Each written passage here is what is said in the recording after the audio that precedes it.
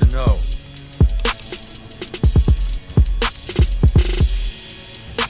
I used Imperial Rome as the model for my legion precisely because it was so foreign, so alien.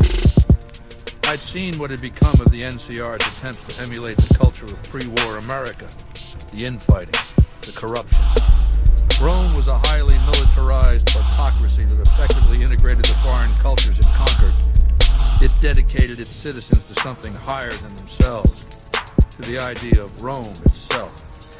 In Rome, I found a template for a society equal to the challenges of the post-apocalyptic world, a society that could and would survive, a society that could prevent mankind from fracturing and destroying itself in this new world by establishing a new Pax Romana. It means a nationalist, imperialist, totalitarian, homogenous culture that obliterates the identity of every group it conquers.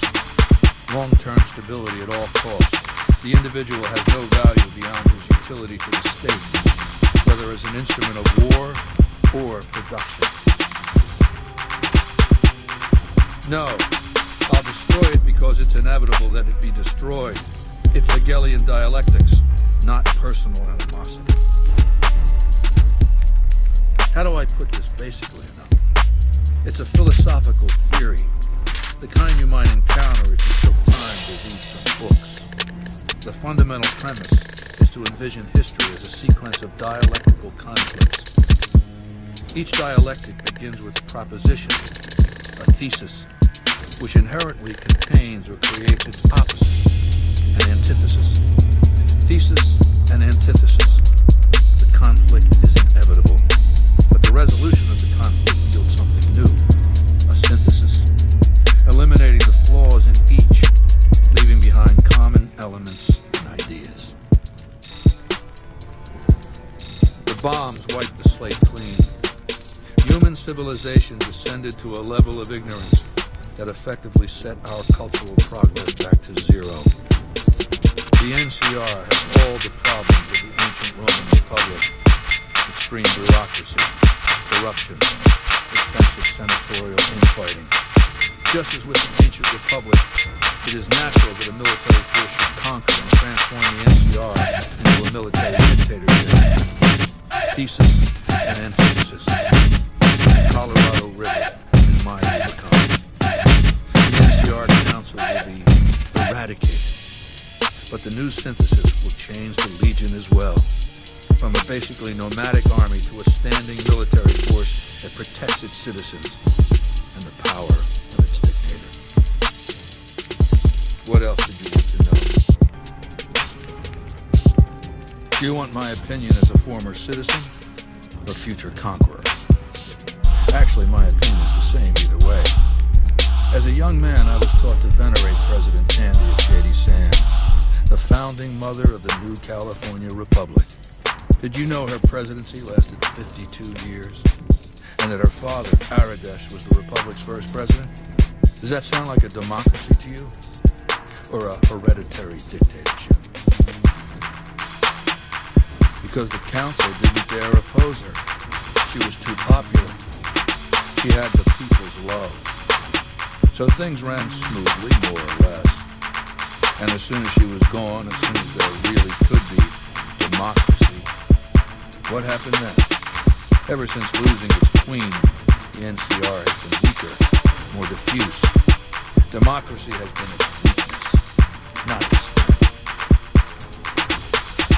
Greed runs rampant. The government is corrupt, accepting bribes from Brahmin barons and landowners to the detriment of citizens. The NCR is a loose conglomerate of individuals looking out for themselves. It's lost virtue. No one cares about the collective, the greater good. It's not built to last. I'm just hastening the inevitable. Of course, the most powerful my legion has faced. Also the first to which I am ideologically opposed. Until now, every tribe I've conquered has been so backward and stunted. Enslavement has been a gift bestowed upon them. My conquest of the Mojave will be a glorious triumph, marking the transition of the Legion from a basically nomadic tribe to a genuine empire. Just as my namesake campaigned in Gaul before he crossed the Rubicon, so have I campaigned and will cross the Colorado. What else do you want to know? The worst impulses of mankind concentrated in one insane backward tribe. The Brotherhood seems to have formed not long after the Great Atomic War. It's hard to know. They care little for history. Some of the Brotherhood scribes and captains further east didn't even know the name of their founder, Roger Maxwell. They like to pretty up their mission with traffic and chivalry. The truth is, they're hoarders. They hoard technology. It's been 200 years, and they still have the mentality of scavengers. They say they're preserving these technologies, but for what? They have no vision. They offer no future. They're a dead end.